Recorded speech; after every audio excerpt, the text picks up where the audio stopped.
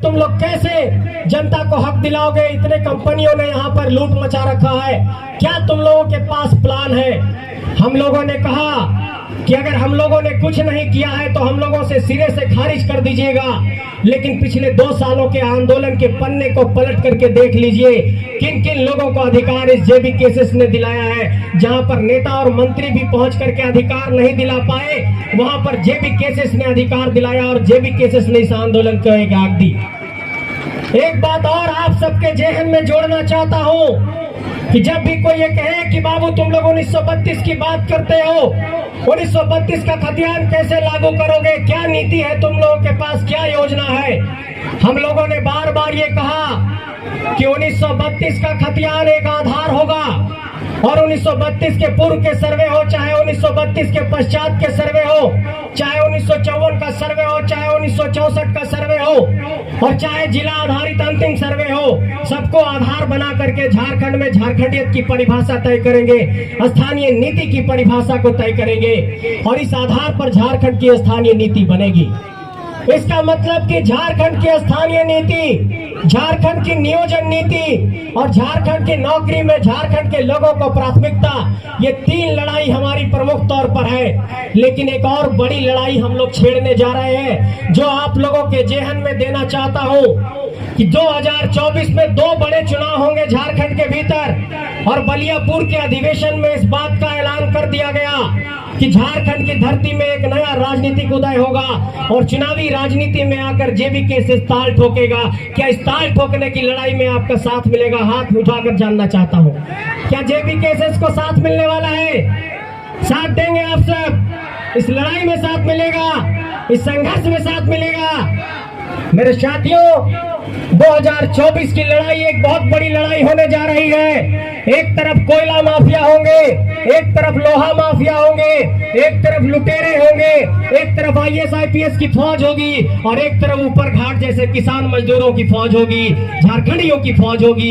ये लड़ाई होने जा रही है और इस लड़ाई को सबको मिलकर के जीतना होगा, नहीं तो ये झारखंड फिर से ऐसे लोगों के हाथों में चला जाएगा जो झारखंड को लगातार बर्बाद कर रहे हैं। और एक बहुत बड़ी बात आप लोगों को समझा देना चाहता हूं कि यहाँ पर अगर साइकिल से कोई हमारे गांव घर के लोग थोड़ा सा कोयला बेचते हैं तो उन पर केस मुकदमा कर दिया जाता है, लेकिन इन लोगों को, नौकरशाहों को, IAS IPS को, यहाँ के नेताओं को शर्म नहीं आता कि धनबाद की धरती से कोयला निकलता है, बनारस की धरती तक जाता है और रास्ते में जितने थाने पड़ते हैं उसके थाना के प्रभारी को, DSP को, SP को, DC को और जिला के खनन पदाधिकारी को पैसा पहुंचता है कि नहीं? खुलेआम ये बात कहना चाहता हूं और इन लोगों को ये सबक सिखाना होगा और इन लोगों को ये बताना होगा कि अगर झारखंड में बालू निकलेगा तो उसका अधिकार झारखंडियों को मिलना चाहिए, अगर पत्थर निकल रहा है तो उसका लीज झारखंडियों को मिलना चाहिए, अगर कोई टेंडर निकल रहा है तो उसका अधिकार झारखंडियों को मिलना चाहिए, अगर कोयले का ही व्यापार है तो उसमें झारखंडियों को अधिकार मिलना चाहिए, अगर अवैध का ही कारोबार है तो उसमें झारखंडियों को अधिकार मिलना चाहिए। और ये बात हम लोग सभी हमेशा कहते रहे हैं कि लोकसभा ना विधानसभा, सबसे बड़ा ग्राम सभा, तो ग्राम सभा की भी ताकत को समझना होगा और गांव में सरकार की ताकत को लेकर के आना होगा।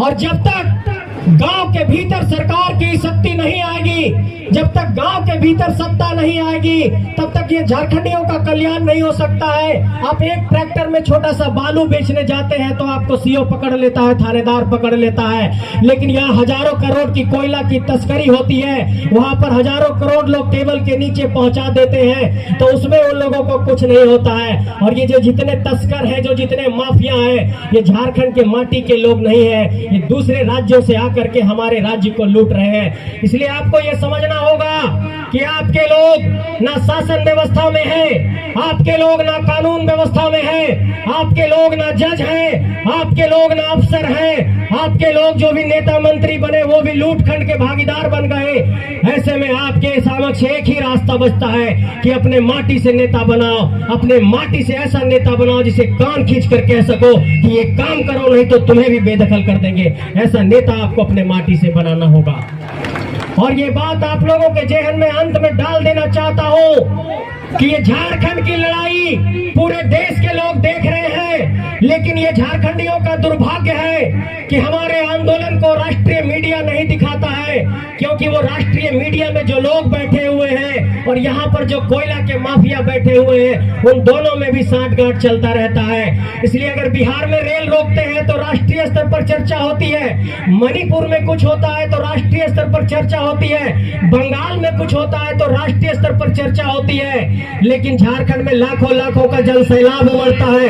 यहाँ पर आम आवाम आकर के आंदोलन करती है, लेकिन हमारे आंदोलन को राष्ट्रीय मीडिया नहीं दिखाता, क्योंकि राष्ट्रीय मीडिया ये जानता है कि जिस दिन इस आंदोलन को राष्ट्रीय स्तर का आंदोलन बना देंगे, जिस दिन इस आंदोलन को राष्ट्रीय मीडिया में दिखा देंगे, यहाँ पर कोयला माफियाओं की चूल्हे हिलने लगेगी। और इसी डर से झारखंड के इस आंदोलन को राष्ट्रीय आंदोलन नहीं बनने दिया जा रहा है। इसका मतलब कि हमारे लोग ना मीडिया में है, ना शासन व्यवस्था में ना है, ना पुलिस व्यवस्था में है। हमारे लोग बीडीओ सीओ डीएसपी भी कम है, हमारे लोग डीसीएसपी भी कम है। इसलिए मैं कहना चाहता हूँ कि एक ही रास्ता बचता है लड़ाई का, संघर्ष का, लड़ने का। और अगर इस लड़ाई के जज्बे को हम लोग अगर कायम नहीं रखते हैं, अगर लड़ना छोड़ देते हैं, तो इस झारखंड के भीतर ये लड़ाई पूरी तरीके से कमजोर पड़ जाएगी।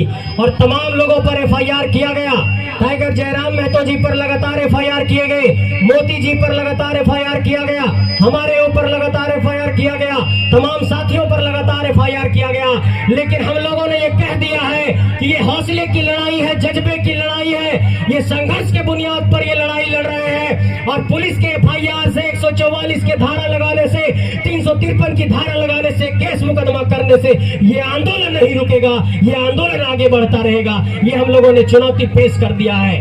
और अगर तमाम थाना के यहाँ पर पदाधिकारी होंगे, थाना के पदाधिकारी आप लोगों को ये संदेश देना चाहता हूँ कि अगर आज आप पुलिस बने हैं, दारोगा बने हैं और अगर झारखंडी माटी से हैं, तो आने वाले भविष्य में आपके बेटा को भी अगर दारोगा बनाने के सपना है, अपने बेटा को दारोगा बनाना चाहते हैं, तो अंदर अंदर से इस लड़ाई को साथ देना होगा।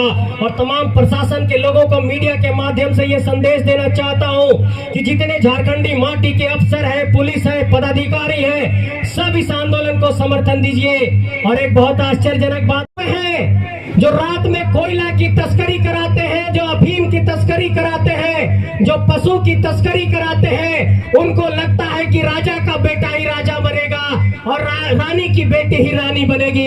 लेकिन हम ये कहना चाहते हैं कि इस मिथक को तोड़ देंगे, इस अध्याय को तोड़ देंगे और किसान और मजदूर का बेटा भी नेता बनेगा, ये साबित करके दिखाएंगे। ये कहना चाहते हैं आप सबसे।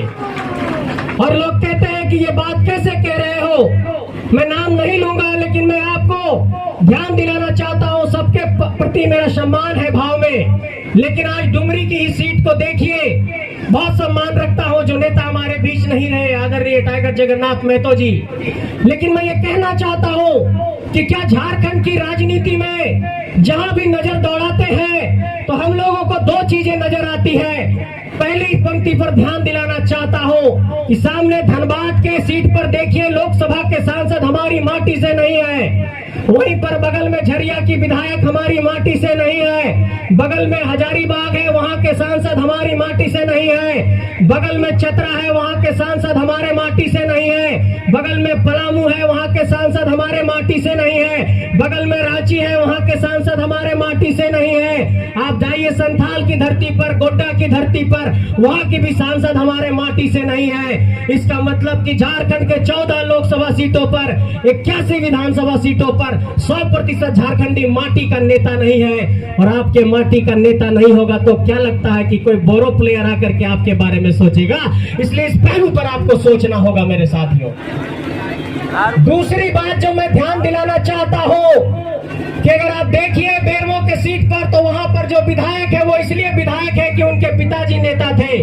हजारीबाग के सांसद इसलिए सांसद हैं कि उनके पिताजी सांसद थे। आप देखिए अलग अलग सीटों पर जाकर के, चाहे आप देखिए झरिया के सीट पर ही वो विधायक इसलिए है कि उसका परिवार राजनीतिक परिवार है। आप देखिए बरकट्टा के सीट पर वो विधायक इसलिए है कि उनके पिताजी विधायक रहे। आप झारखंड के और सीटों पर नजर दौड़ाइए, गोड्डा के सीट पर भी नजर दौड़ाइए, वो विधायक इसलिए है कि उनके पिताजी विधायक हैं। आप झारखंड के अलग अलग इलाकों में जाएंगे, चाहे माननीय मुख्यमंत्री महोदय को भी देखिए, वो इसलिए मुख्यमंत्री है कि आदरणीय दिसोम गुरु ने संघर्ष किया तो उसका फल उनको मिला।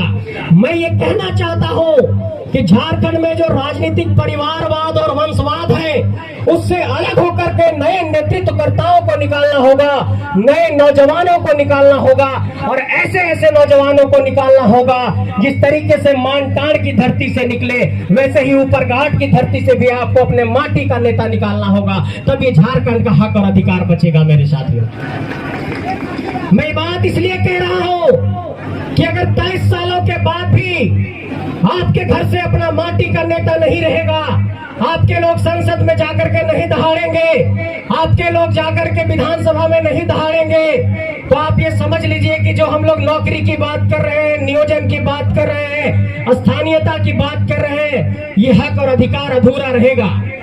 लेकिन एक बात लोग कहते हैं कि बाबू कई सीटों पर तो स्थानीय लोग जीत करके आए हैं, उनका क्या करोगे, उनके बारे में क्या राय है?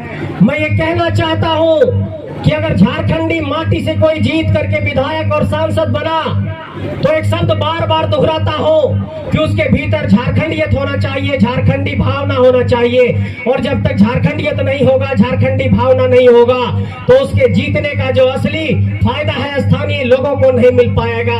और यही झारखंड में हो रहा है कि यहाँ जिन लोगों को हम लोगों ने नेता, मंत्री, विधायक, सांसद बनाया, वो या तो कॉर्पोरेट लोगों के हाथ में चले गए, या तो वो बिक गए, या तो वो कोयले की तस्करी में लिप्त हो गए, और या तो वो झारखंड को बेचने में लग गए। इसलिए मैं ये कहना चाहता हूं कि आप लोगों को इस बात पर चिंतन करना होगा, इस बात पर सोचना होगा कि झारखंड की माटी से झारखंड का नेता कैसे निकलेगा। कई लोग कहते हैं कि अरे ये जेबी केसेस वाले लोग 2 साल से बार बार झारखंडी झारखंडी कर रहे हैं और कहते हैं कि ये बारी और भीतरी की बात करते हैं। लेकिन मैं ये कहना चाहता हूं कि ये बारी और भीतरी की बात नहीं है, ये नौजवानों, ये एक नए इनकलाब की बात है और ये नए इनकलाब की आवाज है। और इसलिए बार बार टाइगर जयराम महतो भी कहते हैं कि झारखंड की गलियों से एक आवाज आया है, उठो नौजवानों, इनकलाब आया है। और ये एक नए इनकलाब की आवाज है, आपको उठना होगा, जागना होगा।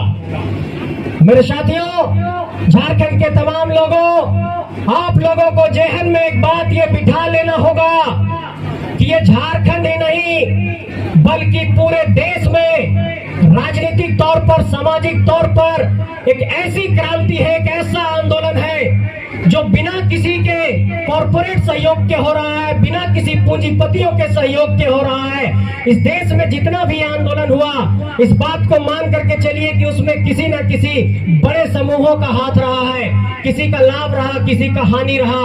लेकिन ये झारखंड के आंदोलन की ताकत है कि ये झारखंड के आंदोलन को झारखंड के एक एक गांव घर के लोगों ने खड़ा किया है। और कई लोग ये पूछते हैं कि बाबू ये सभा कराने का पैसा कहां से लाते हो तुम लोग? मैं ये पूछना चाहता हूं आप लोगों से कि क्या इस सभा में आप लोगों ने मदद नहीं किया है? मदद किया है ना? इस सभा कैसे सफल हो रही है? आप लोगों के मदद से सफल हो रही है। एक बात लोग कहते हैं कि जरा भीड़ में कभी पूछ करके दिखाइए कि क्या पैसे से भीड़ लाते हैं। आप लोगों से पूछना चाहता हूं कि क्या किसी को 1 रुपया का कोई सिक्का दिया गया है? जरा हाथ उठा कर मीडिया को दिखाइए। मीडिया के साथियों देखिए, क्या किसी को 1 रुपया मिला है? हाथ उठा करके बोलिए नहीं मिला है। ये देखिए मीडिया के साथियों, ये सबूत है साफ तौर पर कि ये आंदोलन झारखंड के जन जन लोगों ने खड़ा किया, एक एक व्यक्ति ने खड़ा किया है। और ये बात आप लोगों के जहन में देना चाहता हूं कि जब कोई ये बात कहे कि तुम लोग झारखंडियत की बात करते हो, झारखंड में स्थानीय नीति की बात करते हो, तो उनसे ये कहना कि अगर बंगाल में बंगाली माय माटू मानिस की बात करते हैं, अगर बिहार में बिहारी अपने हक की बात करते हैं, अगर पंजाब में पंजाबी अपने हक की बात करते हैं, तो झारखंड में झारखंडी अपने हक की बात करेगा तो आपको कोई दिक्कत नहीं होना चाहिए। और ये बात आपको मान करके चलना होगा कि अगर बिहार बिहारियों का है, महाराष्ट्र मराठियों का है, बंगाल बंगालियों का है, पंजाब पंजाबियों का है, तो ये झारखंड झारखंडियों का है। मेरे साथियों, ये झारखंड पर पहला हक झारखंडियों का है। अब एक बात लोग कहते हैं कि बार बार तुम लोग जमीन की बात उठाते हो, विस्थापन की बात उठाते हो, पुनर्वास की बात उठाते हो, होनी चाहिए। लेकिन एक बहुत बड़ी बात जो मैं कहना चाहता हूं, और एक बहुत बड़ा बात तो इनके कहल चाहो यो चाची साहब, दीदी साहब, माई साहब कि सामने जो यहाँ फोटो लगल हो टाइगर जयराम महतो के, पता है ना सब गोटे होकर घर तो ना देख ले होगा, सब गोटे घर तो ना गेल होगा। लेकिन वो आदमी के देख क्या जो एक बीमारी हो गला है, तेलंगाना से हैदराबाद से इलाज चल रहा है, लेकिन बोकारो में वेदांता में हम इनके साथी पर आंदोलनकारों साथी पर जब लाठी चल रहा है और जब पुलिस की लाठियां चलने लगी तो हमारे भाई घर के बिस्तर पर आराम कर रहे थे, उनको हम लोगों ने रोका कि दादा आप मत जाइए, बोकारो में आपकी तबीयत ठीक नहीं है। उन्होंने कहा कि हमारे लोग लाठी खा रहे हैं, मुझे मौत मंजूर है लेकिन मौत मंजूर नहीं है, और वो बोकारो की धरती पर गए और ये सिर्फ वेदांता से लड़े। और ये उनकी लड़ाई की ताकत है कि वेदांता जैसा कंपनी जिसके मालिक अग्नि अनिल अग्रवाल लंदन में जाकर के ऐसो आराम करते हैं, उसके मालिक अग्रवाल का समूह वो घुटने टेक देता और कहता है बोलिए क्या कहना है। टाइगर जयराम मेहतो ने कहा कि जो मांग है वो पूरी करो, और उसके बाद 400 लोगों को रोजगार दिया उस वेदांता ने। ये जेबी केसेस की ताकत है, ये टाइगर जयराम मेहतो की ताकत है। और ऐसा एक उदाहरण नहीं है, चाहे वो निरसा में मजदूर का मृत्यु हुआ हो और वहां पर 8 दिनों तक एक मजदूर का शव को हम लोगों ने बर्फ और फ्रीज में रखा और कंपनी से कहा जब तक मुआवजा नहीं दोगे यहाँ से हिलेंगे नहीं, और अंत में कंपनी को मुआवजा देना पड़ा और उसके परिवार को वहां पर राहत देना पड़ा, तब वो आंदोलन समाप्त हुआ। इसके पहले भी एक बात मैं बता रहा हूँ, कोडरमा के बांझेडी में एक आंदोलन हुआ और वहां पर भी कंपनी से कहा गया कि जो मजदूरों की मांग है उसको पहले पूरी करो, उसके बाद ही ये आंदोलन समाप्त होगा।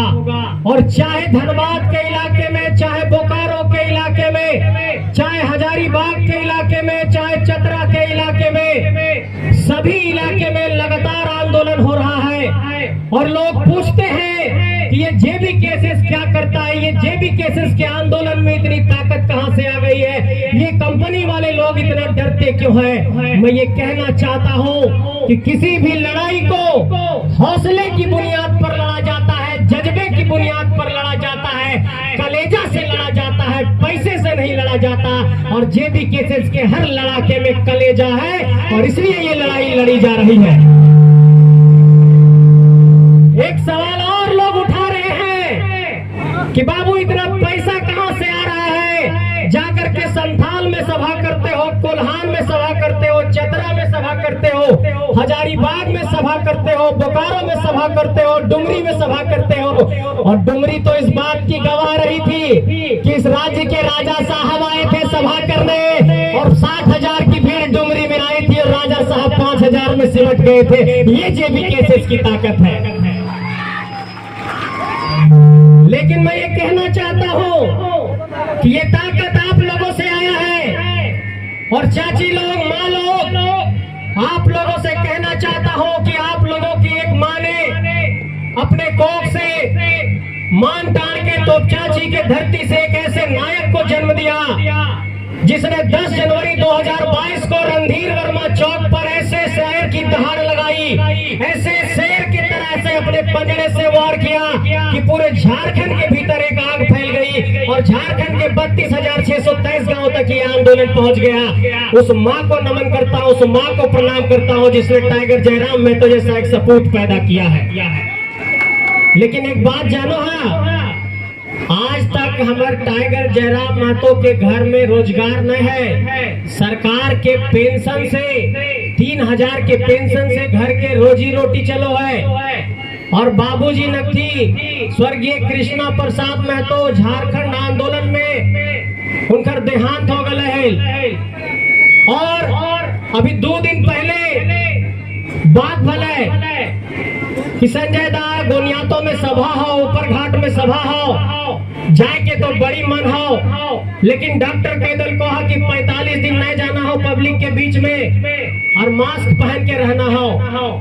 आप सोचिए उस व्यक्ति की ताकत को, उस व्यक्ति के जज्बे को, उस व्यक्ति के हौसले को, उस व्यक्ति के संघर्ष को, जो लगातार संघर्ष करते हुए झारखंड के अलग अलग कोने में सभा कर रहे हैं, आंदोलन कर रहे हैं। और पिछले 2 सालों में ऐसा कोई दिन नहीं रहा है कि वो रात के 10 बजे कभी सोए हो, हर दिन वो सुबह 4 बजे सोए हैं। उस व्यक्ति के संघर्ष को आपको सलाम करना होगा और आपको ये मानना होगा कि झारखंड की धरती से एक हीरा निकला है। और जिस तरीके से झारखंड में कहते हैं कि धनबाद में कोयले है, डायमंड है, ब्लैक डायमंड है, काला हीरा है, ठीक उसी तरीके से टाइगर जयराम में तो हमारे एक झारखंडी हीरा है। और अगर इस हीरे को आज हम लोग नहीं संवारे, आज नहीं सजाए, आज उनको नहीं बचाए, आज उनका संरक्षण नहीं किए, तो ये झारखंड की धरती फिर से इस तरीके से कोई आंदोलन नहीं खड़ा कर पाएगी। और आज की तारीख में झारखंड के भीतर किसी नेता में इतनी कुव्वत नहीं है कि महाराष्ट्र में जहां पर मन से राजनीति करता हो, जहां पर शिवसेना राजनीति करता हो,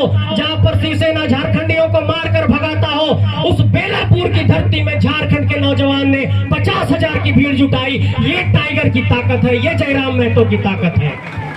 मैं पूछना चाहता हूं कि झारखंड के आंदोलन के दौरान से लेकर के झारखंड अलग होने के बाद से क्या झारखंड के नेताओं में किसी भी नेता में इतनी ताकत रही कि झारखंड के सीमा को लांग करके, क्या बगल में कहीं बंगाल में, क्या बगल में कहीं उड़ीसा में, क्या बगल में कहीं बिहार में, गया में कहीं एक छोटी सी भी सभा कर पाए?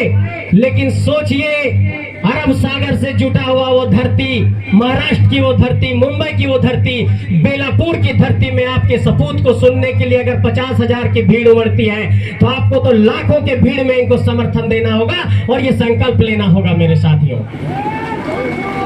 मैं ये बात इसलिए कह रहा हूं कि झारखंड के भीतर गरीब घर से, किसान घर से, मजदूर घर से नेता नहीं पैदा हो रहे हैं। और ये जो सत्ता में लोग बैठे हुए हैं, जो रात में किस आंदोलन में ऐसे ऐसे लोगों का साथ मिल रहा है, जो लोग अभी राजनीतिक सत्ता में हैं, वो लोग भी हम लोगों से आकर के कहते हैं, बाबू तोहनी के तो बड़ी बढ़िया आंदोलन हो, साथ तो दबो, लेकिन आगू में न है वो, नहीं तो हमनी भी नाम चल तो केस मुकदमा में। इसका मतलब कि अंदर अंदर करंट दौड़ चुका है और ये करंट अब झारखंड को बदल कर रख देगा। ये करंट अब झारखंड में एक नया इतिहास लाएगा।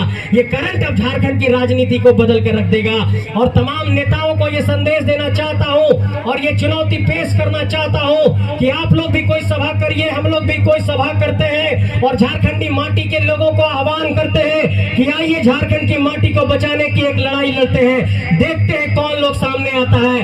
एक तरफ होंगे प्रश्न पत्र लीक करने वाले, एक तरफ होंगे जो लोग जेटेट की परीक्षा नहीं करा रहे हैं, एक तरफ वो लोग होंगे जो परीक्षाओं में सेटिंग गेटिंग करा रहे हैं, एक तरफ वो लोग होंगे जो भ्रष्टाचार कर रहे हैं, एक तरफ वो लोग होंगे जो 70 लाख का क्रिकेट खेलते हैं और एक तरफ वो लोग होगा जो हल का जुआट लेकर के खेत में खेती कर रहा है, जो ट्रैक्टर पर पुआल लोद रहा है, जो यहाँ पर खेतों में किसानी कर रहा है। ये दो लोगों के बीच की लड़ाई है। सीधे तौर पर यही समझिए कि एक तरफ बड़े नेताओं की फौज, एक तरफ झारखंड के नौजवानों की फौज है और इस फौज को आप लोगों का साथ चाहिए, इस फौज को आप लोगों का समर्थन चाहिए। आइए मिलकर झारखंड को बचाते हैं, झारखंड की इस लड़ाई को आगे बढ़ाते हैं। और जो बार बार ये बात कही जा रही है कि इस इनकलाब को आगे बढ़ाते हैं, नौजवानों से उठने का आह्वान करते हैं। चाची दीदी से, तोहनी से भी ये आह्वान करो कि जे तवा पर रोटी बेलो हा, जे हम धान उसो हा, जे घर में हम चावल बनो हा, भात बनो हा, वो हमनी के खेत से आओ है और हमनी के खेत पर जाकर के कोयला के खदान, अबरक के खदान, लोहा के खदान ये सब लगा दौल जाए। और एक बहुत बड़ी बात आपको बता रहा हूँ कि 26,000 करोड़ रुपया और 135 करोड़ रुपया झारखंड में इसलिए सेंट्रल गवर्नमेंट भेजा कि यहाँ के आदिवासियों का कल्याण करिए। लेकिन यहाँ के आदिवासियों का कल्याण नहीं करने के बजाय सरकार ने उस पैसा को दे दिया सीसीएल को, दे दिया एमसीएल को कि जा करके खोद करके पता करिए कि और कहां पर कोयला निकल सकता है। जो पैसा देना था आदिवासियों को, उससे और जमीन खोदने में ये लोग पैसा लगाने लगे। इसलिए झारखंड का 4 बहुत बड़ा मसला है।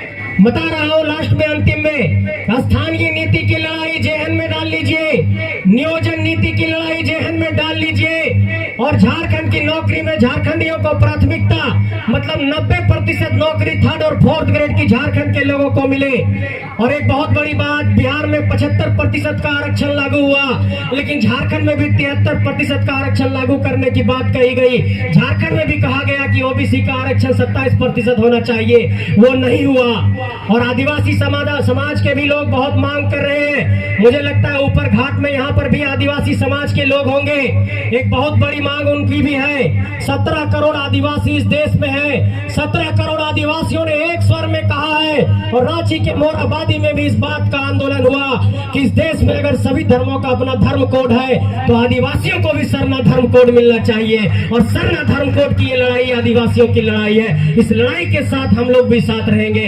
इसलिए कहना चाहता हूँ कि चाहे वो एसटी हो, चाहे ओबीसी हो, चाहे दलित हो, चाहे एससी हो, चाहे अल्पसंख्यक हो, चाहे अकलियत समाज के लोग हो, और तमाम लोग इस संगठन के साथ जुड़ रहे हैं। कई लोग ये कह रहे थे कि आप लोगों के पास चेहरा नहीं है। सामने देखिए, सानिया परवीन है, हमारे महासचिव फरजान खान है, हमारे मोती जी हैं, मैं आपके समक्ष खड़ा हूँ, हमारे सामने महेंद्र जी हैं और तमाम ऐसे साथी हैं जो लगातार संगठन में जुड़ रहे हैं। और ये बात आपको कहना चाहता हूँ कि इस संगठन के भीतर सभी जातियों का, सभी वर्गों का, सभी समुदायों का एक तरीके से एक माला बना है और एक घर बना है। ये जेबी केसेस कोई दल नहीं, ये संगठन नहीं, ये एक परिवार है और ये परिवार मिलकर झारखंड को बचाने की लड़ाई लड़ेगा। ये परिवार मिलकर के झारखंड को बचाने के लिए रास्ते पर संघर्ष करेगा। आइए हम सब मिलकर झारखंड को बचाने का संघर्ष करते हैं, कदम ताल करते हैं। आप सबको बहुत बहुत आभार, बहुत बहुत शुक्रिया। झारखंडी जोहार, जय जोहार। क्या साथ मिल रहा है? एक बार जोर से बोलिए, जय झारखंड, जय झारखंड। इनकलाब जिंदाबाद, इनकलाब जिंदाबाद। भैया पीछे वाले आप लोग साथ नहीं है क्या? जोर से बोले, इनकलाब जिंदाबाद।